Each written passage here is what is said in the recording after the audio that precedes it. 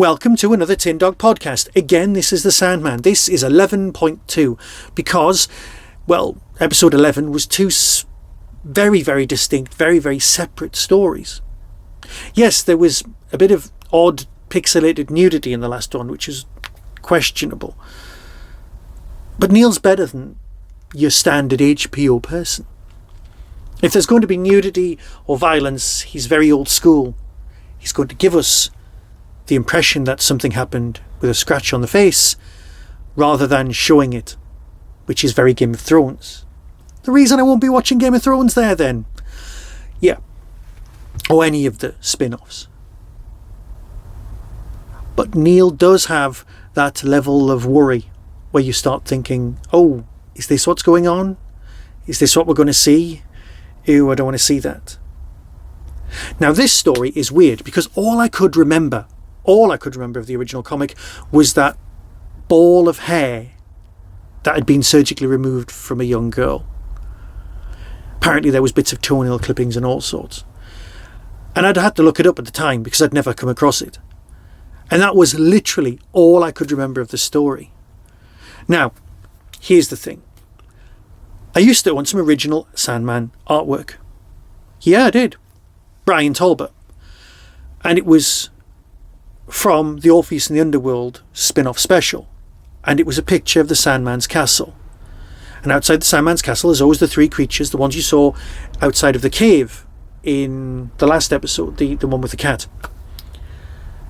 And in this painting it was the castle with the three creatures, and Orpheus had turned up. So I had this picture of Orpheus for years on my wall until I became desperate for cash and I had to sell it. It's a regret I have. I would see it at least twice a day. Actually, not exaggerating. I do think about it quite often. Let it go. Can't let it go. Right. So anyway, I had that picture on my wall for the longest time, so I was always aware of Orpheus and things like that. But I hadn't remembered these, and I've deliberately not gone back and read the comics because I don't want spoilers. It's weird. There's the Marvel Expanded Universe and people are always going on about spoilers, and yet they're all written down beforehand in comic format for anyone to read and buy. Spoilers is really not a thing. And with Sandman, especially with them being such great adaptations, if you want to avoid spoilers, just don't buy the comics. Oh, by the way, as of today, happy birthday, 30th birthday, Batman animated series. I'll just knock over my toys. Distracted? Yes. Me? So, what we've got is a brilliant story. Now, it's like having a genie. There was a great bit in Once Upon a Time where this genie gets opened up the bottle, and this king finds him and says, right, you're a genie, you're going to give me 3 wishes, all I want is your freedom, off you go. And the genie's like, what? Because that's what you do when you get a genie.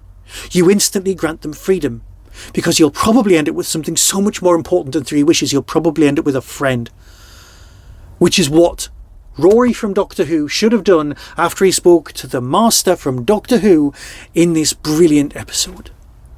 It was dark, it was foreboding, and it didn't fit in with any of the other stories, but it needed to be made because the Sandman was just in a little bit, because that's what lots have happened in lots of episodes of the Sandman. The Emperor of America is a brilliant story with very small bits of the Sandman in it. So, this story, as I said about the whole Game of Thrones things, is implied violence, implied incredible nastiness with just a tiny scratch on the face, and whatever's in your head is what happened. Whatever it is.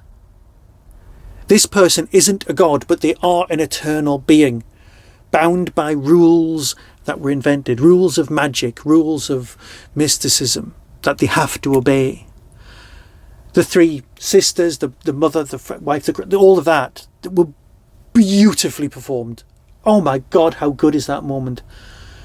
And the guy who played Rory, whose name has escaped me, and I know you're shouting at me now, you really are shouting it to me. It's the best thing he's ever done, as far as I'm concerned. The greatest of performances. The business, when he's inundated with ideas, is glorious. It's all wonderful. Do you get the feeling that Derek Jacobi's just phoning people up going, you got anybody sinister I can play? Brilliant, I'll be round in the morning. Because he's Derek. He's the voice of In the Night Garden. He is I, Claudia, I. Just superb. It's a cracking story, and it didn't belong in the original run, but it does belong here. So how do you pronounce Calliope? Calliope, Calliope. There's also the name of one of those fairground organs that just play a lot, like a steam organ. Now they're often referred to as Calliopes, but you also got that in a character in Grey's Anatomy. But Calliope sounds better, and I'm sure that's what we were calling the moon for the longest of times. So let's pay homage to a muse. Pray they visit. Ask them nicely. Be nice to them.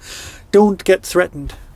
Because let's face it, this is the example of all of the evolution and the way that everyone's just better as a person because of the events of the Sandman.